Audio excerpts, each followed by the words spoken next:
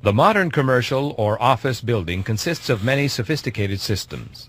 These systems include foundation and support structures, electrical and lighting, and plumbing and fixtures.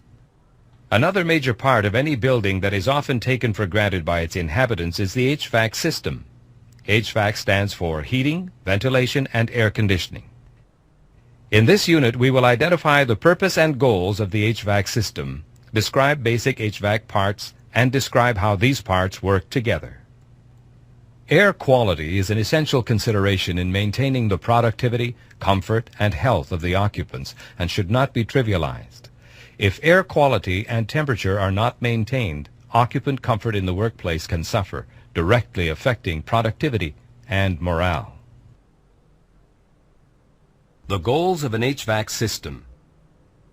When examining the design of an HVAC system, we must remember the various roles that the HVAC system plays.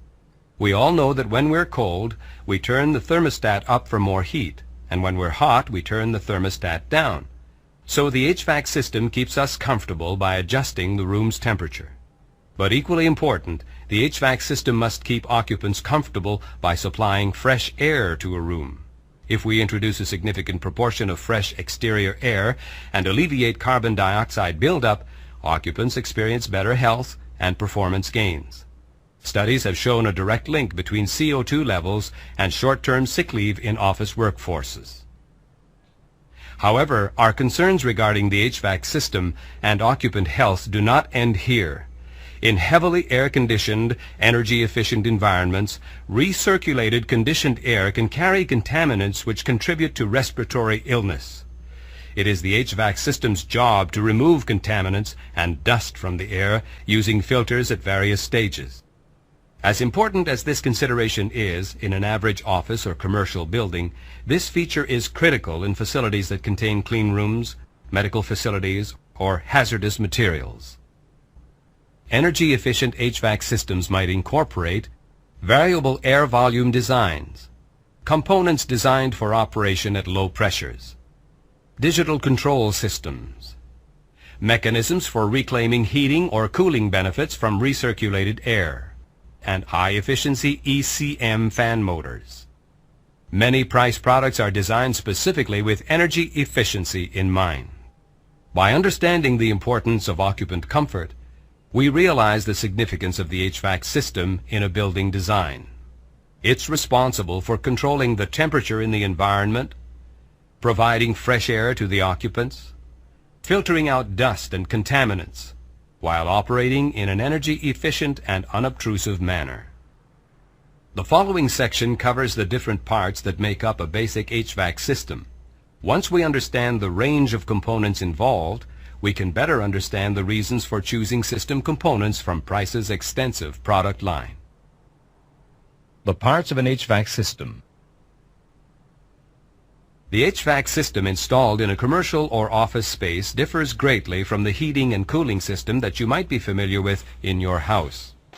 In your home, your heating system is set up to deliver warm air during the winter and cool air in the summer. It does this using a furnace or an air conditioner and a common set of ductwork. When your thermostat detects that your home is too cold, it sends signals to the furnace, which then delivers warm air simultaneously to all parts of your house. Note that it is typical to have only one thermostat, and it does not account for temperature variation in any other rooms. Likewise, in the summer, your thermostat will detect when your home has become uncomfortably warm, and it will signal your central air conditioning system to deliver cool air simultaneously to all parts of your house. Again, note that your thermostat is measuring the temperature in only one room.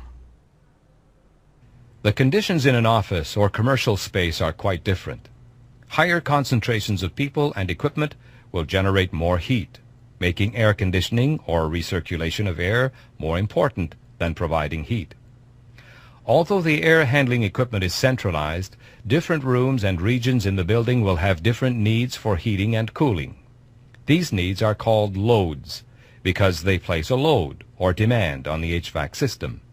These loads can come from equipment, people, weather, and many other factors. In the simplest case, we address this by providing a constant supply of cool air, which is then managed by the HVAC distribution system.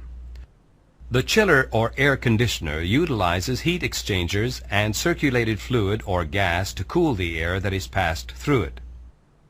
The air handler is a fan or a blower that moves air throughout the building's ductwork. Axial or centrifugal fan types may be found in the air handler. Air filters. Depending on the requirements of the occupants and the activities in the building, various grades of air filters are used in the system. General-purpose air filters will be included in the air handler itself, while more sophisticated filters, such as HEPA filters, may be used in the downstream ductwork. Ductwork. Round, square, and rectangular ductwork provides a pass for the conditioned air from the air handling unit to the environment. A damper consists of one or more blades which can be used to control the amount of airflow through a duct. Manual dampers are used to ensure that different parts of the building receive proportional ventilation based on area and demand. Automated dampers may be installed at firewalls which close in the case of a fire. A terminal unit is a device that uses an automated damper to control the amount of air which is delivered to a room or region. The damper is typically controlled by an electric, pneumatic, or digital actuator, which in turn is regulated by a thermostat. A set of adjacent rooms or regions in a building which have identical heating and air conditioning needs are called a zone. It is typical to assign at least one terminal unit and corresponding thermostat to each zone.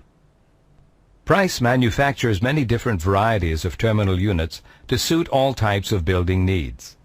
We discuss terminal units in greater detail in the forthcoming terminal units section. Heating coils may be installed after a terminal unit to provide heat on a zone-by-zone basis. As mentioned previously, buildings with a high number of occupants may not require extensive heating even during the coldest months of the year. Heating coils offer an efficient way of providing heat for those few areas that require it and are controlled by the same thermostat system as the terminal unit. Various types of linings are available to dampen noise within a duct. A short length of line ductwork, called an attenuator, is often installed following the terminal unit to dampen discharge noise. Ultimately, the test of an HVAC system lies in its ability to deliver conditioned air to the occupant.